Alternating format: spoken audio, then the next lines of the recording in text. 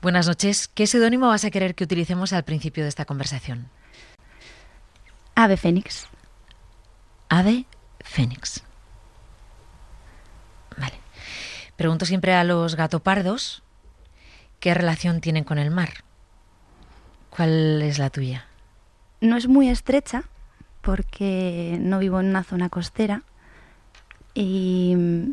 pero siento la necesidad de ir de vez en cuando.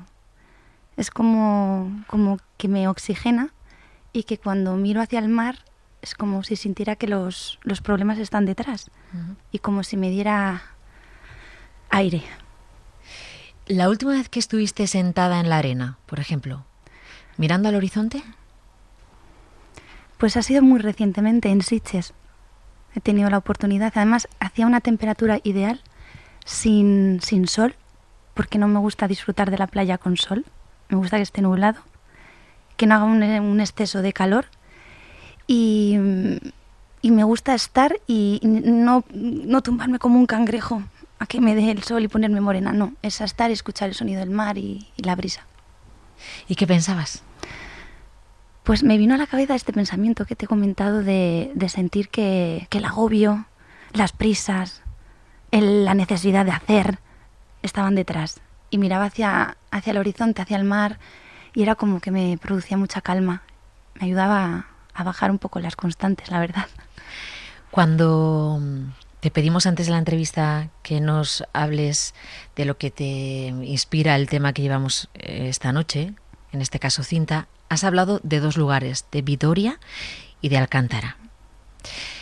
Suelo arrancar siempre con la casa de la infancia, pero contigo voy a arrancar con otra imagen. Entonces, vamos a imaginar que estás caminando por Alcántara y te vas acercando a alguien que está de espaldas, que es un señor. Mi abuelo. Mirando los dólmenes de Alcántara. Bueno, es mi abuelo, porque de él aprendí la palabra reciclaje y él fue el primero que me llamó como el ave fénix, ¿no? Él fue un hombre autodidacta, descubrió dólmenes y menhires. De hecho, vio cómo levantaban uno de ellos y bueno, para mí es una inspiración. Y además, cada vez que lo recuerdo, es como que me viene el olor a la pintura. La pintura y la poesía también y el arte. Fernando Tostado, Sí. ¿no? Dices fue autodidacta, escultor, artista, guarda forestal. También. Vale, si te aproximas a él, ahora que no está, sería un encuentro imaginario. Uh-huh. ¿De qué hablarías? ¿Qué le dirías? Hola, abuelo, ¿qué le contarías? Uf, espera que pueda. Es que es muy reciente, además. No sé, él cada vez que me veía, cada vez que llegaba, me levantaba la pierna y me decía, mira qué flexible estoy. Y me sacaba la bola, ¿no? Y yo creo que le diría que resisto. De hecho, creo que él me normalizó la posibilidad de respetar que después de la gimnasia podía dedicarme a otras cosas. Estoy un poco emocionada, ¿eh? Bueno, estamos conversando, la verdad es que este es un viaje que hacemos en la radio. Nos va a llevar a lugares emocionantes y también a lugares bonitos. Por ejemplo, vamos a uno bonito. Bueno, a uno sabroso. Un bocata de chorizo de Pamplona. Sí. Mi madre es que... Bueno, eran los bocadillos que me ponía mi madre. Y además es curioso porque cuando no tenía hambre, esto juraré... Bueno, diré que lo negaré, pero no, va a quedar aquí registrado. Había veces que no tenía hambre, entonces odiaba que quedara el salchichón, bueno, en este caso el pamplónica, dentro y que tuviera que comerme todo el pan de alrededor. O sea, era como, ¿por qué no me dejas solo lo sabroso, no? Entonces le quitaba todos los bordes y me quedaba solo con el centro. Y alguna vez, pues cuando bajaba y me sobraba un poco de bocata, lo tiraba, pero vamos, que es que no lo volveré a hacer en mi vida. Uh-huh. Y lo mismo me pasaba con los bocadillos de chocolate, que igual, hasta que llegaba el chocolate, tardaba un montón. Bueno, ahora vamos a otra imagen. También cuando hablábamos al principio de la cinta, te ibas a las cintas de cassette de los viajes. Todos nos hemos ido a esas cintas y también a la cinta de gimnasia. Vamos a una imagen en el salón de tu casa en Vitoria. Eres una niña. ¿Qué haces en ese salón? No sé si sobre el parquet de tu casa, mucho antes de todo. O vamos al principio de todo. Esa niña, esta gata parda que viene con el seudónimo Ave Fénix, que le puso su abuelo, ¿qué estaría haciendo en ese salón? Primero estaría subida encima de la mesa con cristal, que yo ahora cuando veo esas imágenes digo, mamá, ¿cómo no me bajaste de la mesa? Y me la imagino intentando tocarse con el dedo gordo del pie la cabeza y lanzando el cepillo del pelo al aire y cogiéndolo. ¿Siempre quisiste ser gimnasta? ¿Tú te recuerdas mirando la tele? ¿Fuiste a clases extraescolares? ¿Cómo fue? Sí, yo empecé en la Icastola como actividad extraescolar. Me acuerdo que había baloncesto, fútbol, ajedrez y rítmica. Y empecé como actividad extraescolar. Yo no... Es que cuando hacía esas cosas en casa, es algo que veían mis padres desde fuera. O sea, no era algo que yo interpretara de ninguna manera. Pero ellos interpretaban que necesitaba moverme, ¿no? Libremente. Y me apuntaron a la gimnasia rítmica como actividad extraescolar con 6 añitos. Y ahí en la Icastola Arantzabela con Agurtxan y Barguchi. ¿Cómo se compagina la vida de niña, pero de muy niña, no nos vamos ya a la adolescencia, de muy niña con la gimnasia? Pues para mí no fue ningún obstáculo ni nada, todo lo contrario. Yo estaba deseando que llegaran los 2 días que tenía a la semana, 1 horita. Me gustaba porque coincidía con compañeras de clase, era una forma de alargar mi tiempo con las amigas de clase. Y luego había algo que yo sentía que me hacía bien y ahora lo puedo reflexionar y entenderlo. Y creo que era el sentimiento de competencia. Sabía que me iba siempre aprendiendo algo. Y eso de sentir que cada día integrabas algo en ti producía mucha satisfacción. Ahora sí que voy a decir quién está detrás de este seudónimo. Ya mucha gente lo habrá interpretado. Pero ¿por qué Almudena Cid se ha puesto Ave Fénix para este faro? Muy buenas noches. Buenas noches. Pues por mi abuelo, porque fue el primero que me asoció a ese ave que además para mí era bastante desconocido. Y es porque él creaba esculturas con cosas recicladas del campo y creaba sus propios monigotes y tenía muchos, de hecho los tiene en el Rincón de los Engendros, que está justo pasado el puente romano de Alcántara, y están en el exterior. Uno es muy gracioso porque es un váter con 3 palos, le sale una cabeza y 2 manos, ¿no? Como pidiendo ayuda y que pone sos. Y yo le decía, abuelo, ¿esto qué es? Y me decía, esto es el hombre que se hunde en su propia mierda. Pero luego había otro que era creado con una especie de camping gas y lo pintó de amarillo y era el Ho Chi Minh, le puso los ojitos rasgados. Y luego estaba este ave y yo le decía, abuelo, ¿y esto? Y dice, este es como tú. Cuando todo el mundo cree que vas a desaparecer, vuelves a aparecer, eres como el ave fénix. Sí, es la resurrección de las cenizas. Sí. Pero él veía que estabas en un momento difícil como para decirte que eras como el ave fénix y que resucitarías y resplandecerías. Yo creo que él era consciente de la imagen que tenía de nuestro deporte, o sea, de el prejuicio que había hacia la edad en nuestro deporte, porque a los 18 años, que coincide con el cambio del cuerpo de las gimnastas, pues muchas se retiraban. Y mi labor personal fue descubrir e intentar entender por qué. Y él veía que aguantaba más de lo que aguantaban otras. Es decir, un ciclo olímpico era como normal, luego 2 era más difícil, casi imposible, 3 ya era inviable, y ya cuando fueron los cuartos, yo creo que por eso me asoció, porque además él vivió muchos momentos difíciles de mi carrera deportiva, de sentirme completamente desprotegida y de sentir que tiraba, yo con mis técnicos y mi entrenadora, tiraba adelante con un pensamiento y con una idea de mi deporte completamente distinto al que teníamos, ¿no? Y luchar contra el prejuicio de las jueces, el público, los técnicos, incluso los padres, ¿no? No los míos en concreto, pero los padres en general. Ya eres mayor, ya eres la abuela, ya no vales para esto, ya te has engordado, tu cuerpo ya no es el que era.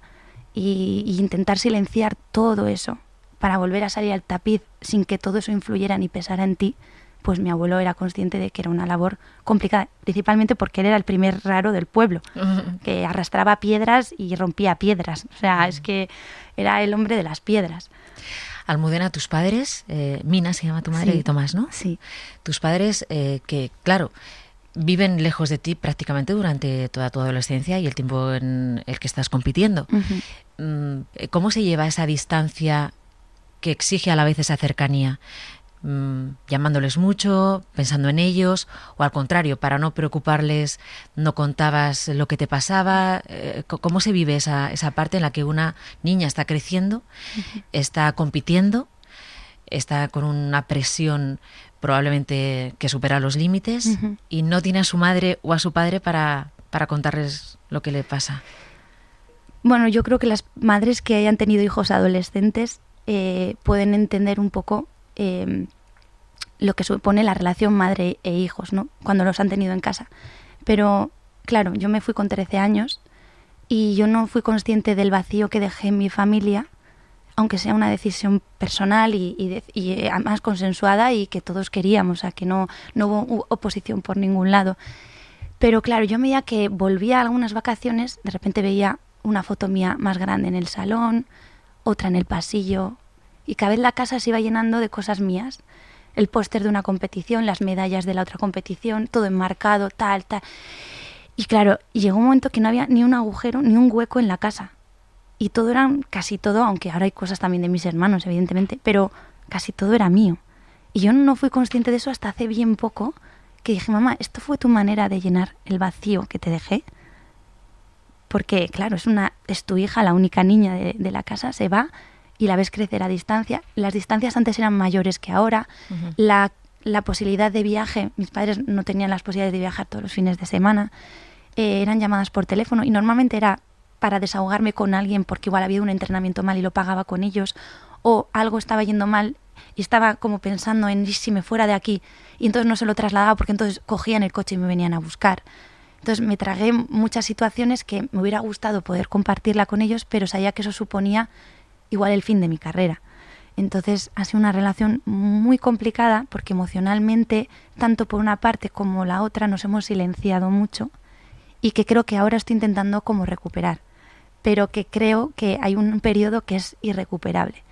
Y muchas veces pienso que si me echara la vista atrás, pues lo único que creo que no ha merecido tanto la pena todo este camino que tan bonito y tan difícil que he recorrido es, pues eso, no haber crecido junto a mis padres y tampoco junto a mis hermanos. Por ejemplo, las veces que has estado en los Juegos Olímpicos, 4 veces finalista en 4 Juegos Olímpicos, o sea, vamos, quiero decir, Almudena Cid es una referencia absoluta en el mundo de la gimnasia rítmica de este país. En esas Olimpiadas, ¿tus padres te acompañaban o no? Pues mira, solo en Sydney mi madre pudo acompañarme, con ayuda también de mis tíos, y luego a ningún otro Juegos Olímpicos han estado porque económicamente era algo que no nos podíamos permitir. Y mi madre me decía, pero hija, ¿para qué me voy a ir hasta allí a tantos kilómetros si te voy a tener que ver como una hormiguita desde la grada a distancia? Si en la tele te veo mejor. Y es verdad. Y entonces, claro, yo siempre he dicho, no sé si me lo está diciendo para no, ¿sabes?, no sentirse mal, no hacerme sentir mal, o realmente es que así me podía ver la expresión. Y yo creo que es verdad que podía verme más de forma más nítida estando en casa. Bueno, y ahora hay móviles, pero yo no sé si tú siempre tuviste un móvil para llamarles después de un ejercicio o te tenías que ir al fijo, es que no recuerdo, porque, a ver, los móviles llegan en el 96, 98. Yo en el 97 ya tenía móvil. Ya tenías móvil. Pero claro, era carísimo y hacías las llamadas justas y los mensajes ya ni te cuento. Y no tenía apego, tenía monedas para la cabina que teníamos en la casa. Claro. Y teníamos en la casa teníamos una cabina de teléfono de las que tenía todo el mundo en un bar o en cualquier sitio. Y yo ahorraba las moneditas, las 25 pesetas para llamarles pues casi todas las noches. O ellos llamaban a casa y entonces podíamos cogerlo. Entonces, pues bueno, sí que es verdad que el bol, es verdad que para Sydney, por ejemplo, yo ya tenía un móvil mejor, pero las llamadas en el extranjero eran terriblemente caras también.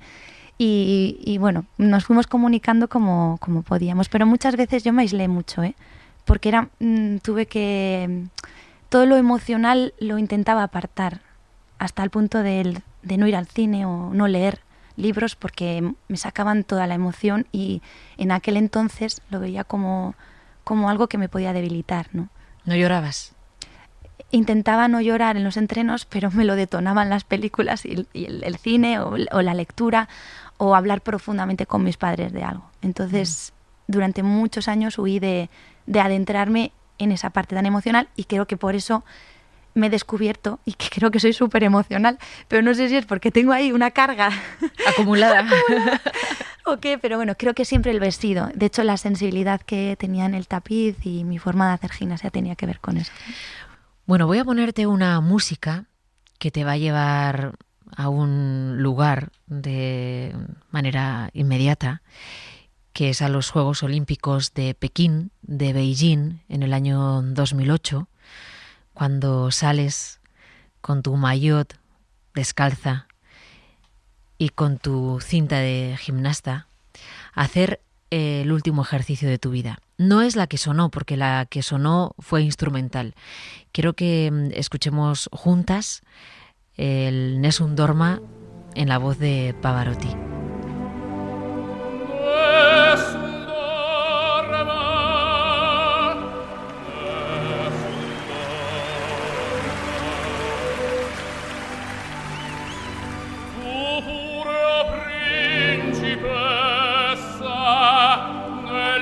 Fredda stanza, guardi le stelle che tremano d'amore e di speranza.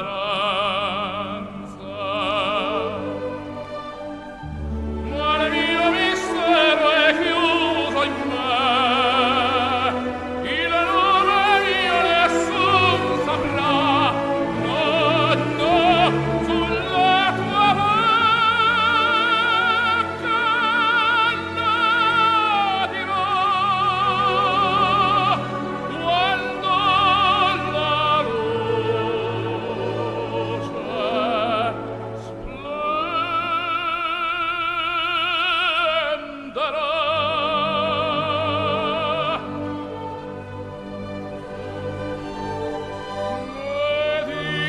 ¿Qué imágenes, Almudena, te van viniendo a la cabeza? Pues hay trocitos que evidentemente e indudablemente los tengo que asociar con momentos muy concretos de aquel día 23 de agosto. Y luego otros me llevan a Verona, porque he podido disfrutar de esta ópera 2 veces en directo en el Arena de Verona, y creo que es uno de los regalos más bonitos que también he tenido.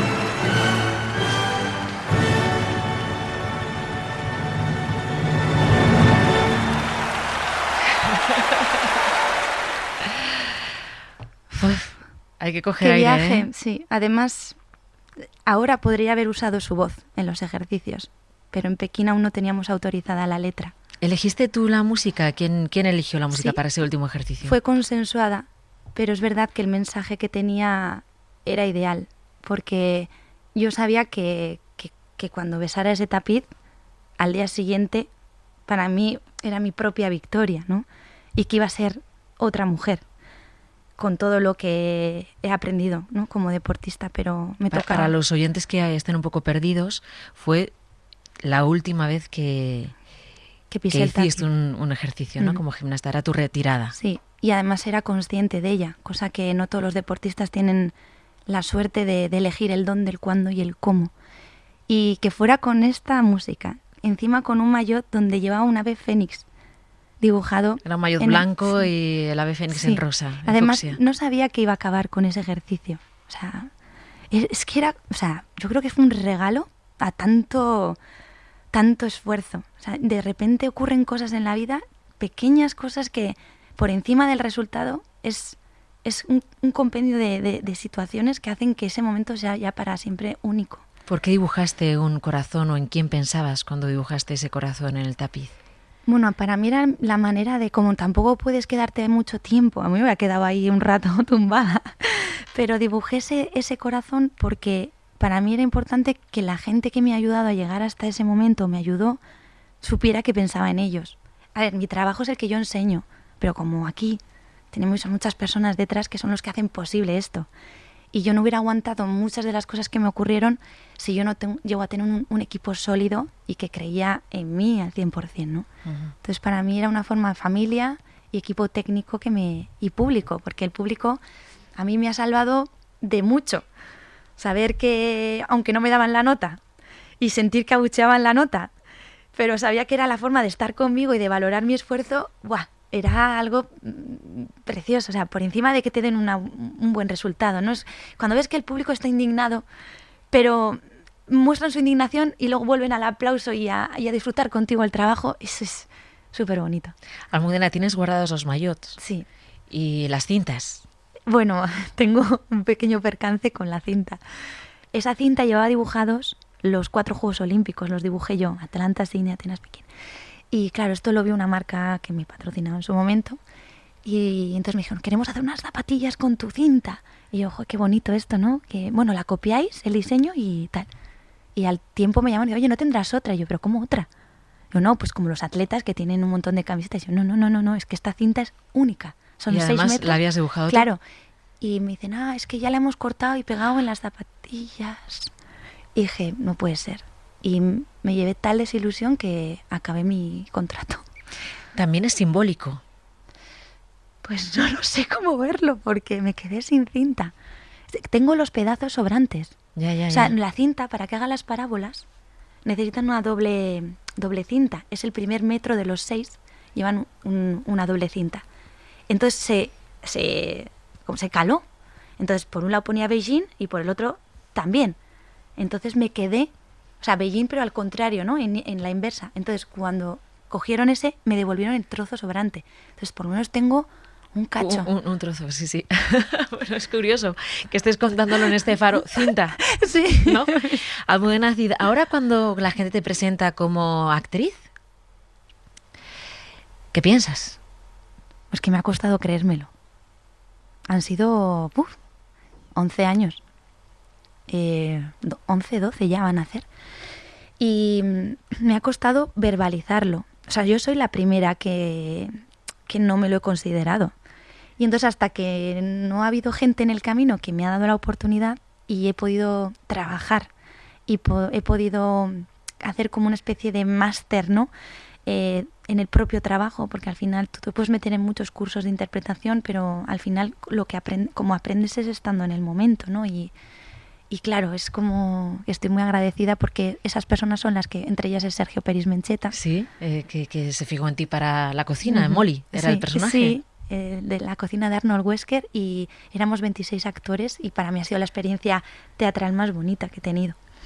Y luego, bueno, he tenido la oportunidad de trabajar en algunas series. Sí, El secreto de Puente Viejo, que fue muy, muy popular. Sí, y esta serie, claro, me ha dado una escuela que no tenía, porque al final tienes que resolver... Bueno, no te puedes imaginar lo que hay que estudiar. El que sale vivo de una diaria, vamos, es como para ponerle un pedestal, porque es complicado. Almudena, ¿en qué momento vital dirías que te encuentras? Pues estoy en un momento donde estoy empezando a valorarme, porque es verdad que durante mi etapa deportiva me ponía mucho en valor y creo que es lo que me hizo sostenerme ante este prejuicio que hablábamos antes. Y ahora he vuelto a tener, ese prejuicio que tenían los demás es el que he tenido yo hacia mí misma, ¿no? Entonces creo que ahora ya, cuando me da una oportunidad, lo agradezco mucho, pero empiezo ya a sentir que es merecida, ¿no? Uh-huh. O sea, no sé, es como que siempre me siento en deuda por la oportunidad, por el tal. Y digo, joder, igual ahora es que ya me quieren por cómo lo hago, ¿no? Y de hecho ahora empiezo microteatro, que era una experiencia que quería vivir. De hecho, microteatro sigue activo pese a toda esta situación. ¿Cuándo empiezas? Pues del 18 al 26, con la obra Julieta y Julieta. Julieta y Julieta. Sí. ¿Aquí en Madrid? Sí. De Miguel Alcantuz. Y estoy encantada, porque estoy empezando ahora ya con todo el monólogo que tengo que aprenderme y vamos a empezar a trabajar. ¿Has pensado alguna vez, Almudena, que si alguna vez tienes una hija o un hijo, ¿no? Y ¿has pensado si te dijeran me quiero dedicar a la gimnasia, qué sentirías? Mira que después de estos 12 años sé la transición, lo difícil que es la transición, y no quiero pensar que si mi hija o mi hijo se quiere dedicar a la rítmica tenga que ser tan larga la carrera deportiva y que tenga que pasar por todo lo que yo he pasado. Pero sí que estaría de acuerdo en que eligiera lo que quiere. Y en el caso de que eligiera la gimnasia, pues creo que tendría conversaciones que creo que le podrían ser útil pese a que no me hiciera caso o a que no lo atendiera. Porque muchas veces el resultado de las conversaciones no surge en el momento, surge a los años. Y me gustaría que con los años se acordara de esa conversación que tuvo igual hace 20 y dijera cuánto me querías, ¿no? Aunque en ese momento pues no fuera la niña o el niño capaz de comprenderlo. Almudena, ¿sabes que estuvo aquí Cristian Gálvez de Gato Pardo también? Sí. Y entonces he leído que por el aniversario de boda has hablado del piedra, papel o tijera. Sí. ¿Esto qué es? Bueno, pues porque de alguna manera cuando quise escribirle este texto me surgió así, ¿no? Es como, eres la piedra, ¿no? Él es muchas veces la piedra, pero porque, mira, en la familia él es el Estel y yo soy la anárquica, ¿no? Es la que hace las cosas de improvisación. Y entonces me he dado cuenta que yo necesito un poco de ese Excel y él necesita un poco de esta improvisación, como es cuando viajamos. Él necesita tener los horarios, todo lo que va a visitar, y yo decirle, que si no llegamos al otro no pasa nada, que ya vendremos y si no, vivamos bien lo que estamos viviendo. Entonces hemos disfrutado cada uno de lo que significa tener algo planificado yo y él disfrutar algo de forma espontánea. Parecería al revés, parecería que tú eres la disciplinada. Pues no. Después de todo, ¿no? ¿Sabes qué pasa? Que hay una falsa idealización de los deportistas de élite. Y creo que esto es importante que los jóvenes lo sepan y sobre todo los que idolatran a sus deportistas. Hay que admirarlos, pero creo que tienen que saber también que detrás de ellos hay cosas que posiblemente igual si las descubrimos pues no nos parezca o no nos gusten tanto, ¿no? Y creo que no ayuda que tengamos esos ejemplos ganadores. De hecho, creo que es preferible tener ejemplos de deportistas que de alguna manera son más humanos, que podemos disfrutar de sus reacciones de forma natural y que podemos ver como un arco en sus carreras que no siempre esté arriba, ¿no? Y que sean siempre las victorias. Porque muchos vemos, ha ganado una medalla olímpica, ¿no? Y no sabemos luego cómo ha hecho la gestión de esa medalla, qué significa haber ganado esa medalla y qué ha sido estar en el deporte, cuál ha sido el paso real por el deporte. Y me he encontrado con casos de compañeras y compañeros que a mí me han hecho mucho reflexionar sobre el después. Entonces, pues esa falsa idealización que hacen del deportista élite creo que deberíamos rebajarla y poner en valor otras cosas que la propia medalla. El podium está compuesto de 3 escalones. No puede ser que no subirlo suponga una frustración. Entonces creo que si hacemos un balance, esta frase ya hecha, ¿no? De lo importante es el camino. Bueno, es claro, es que lo importante es ver cuáles han sido tus avances, dónde has sentido que has evolucionado. No importa que tu sueño vaya en una dirección y luego tenga que cambiar, o que de repente una lesión no te provoque un bloqueo completo, que sepas que hay otras formas de seguir trabajando sin la necesidad de utilizar esa parte del cuerpo que no puedes. Es que vemos al deportista es como invencible y eso a mí me aterra un poco de cara a los jóvenes. Bueno, ya tenemos que despedirnos de esta conversación, pero ahora que dices esto, por ejemplo, cuando tú ves a Nadal ganar, el otro día en Roland Garros, ¿tú tienes un sentimiento agridulce o lo disfrutas plenamente? Bueno, es que para mí Nadal es excepción, es una excepción y eso es lo que creo que tenemos que ver, que es de otro planeta.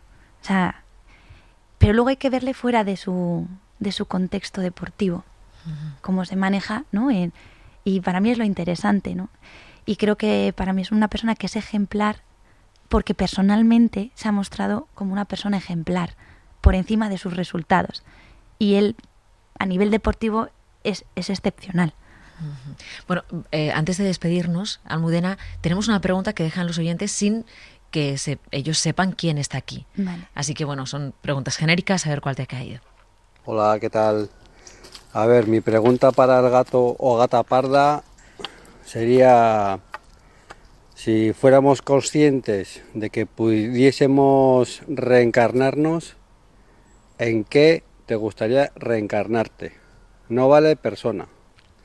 Bien puede ser animal, un monte, un árbol, en fin, un pez, un océano. Vaya pregunta. Vaya ¿no? pregunta. Wow. Pues ¿en qué me gustaría reencarnarme?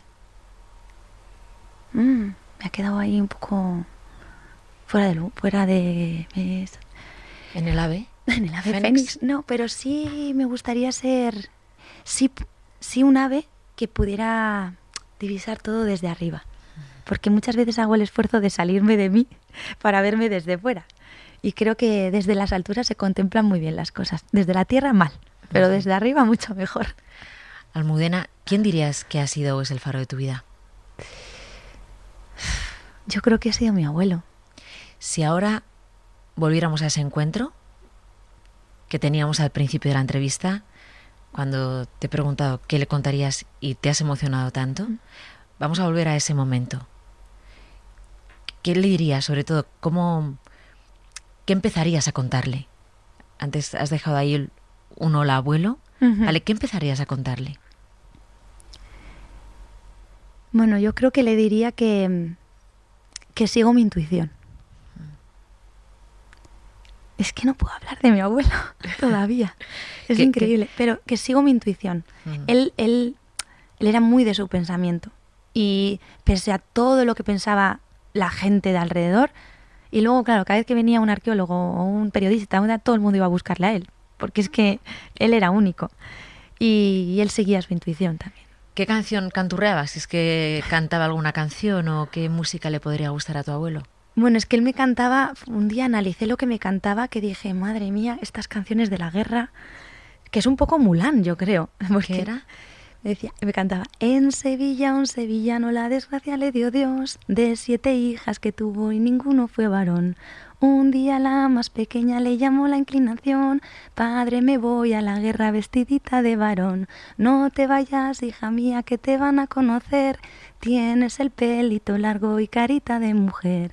Si tengo el pelito largo, padre, me lo cortaré, y con el pelo cortado un varón pareceré. 7 años peleando y nadie la conoció, solo el hijo del rey que de ella se enamoró. Maldita sea la espada, maldita sea yo, maldito el hijo del rey que de mí se enamoró. Almudena Cid, muchas gracias por haber estado con nosotros esta madrugada. Ha sido un placer escucharte. Gracias a vosotros. Buenas noches. Buenas noches.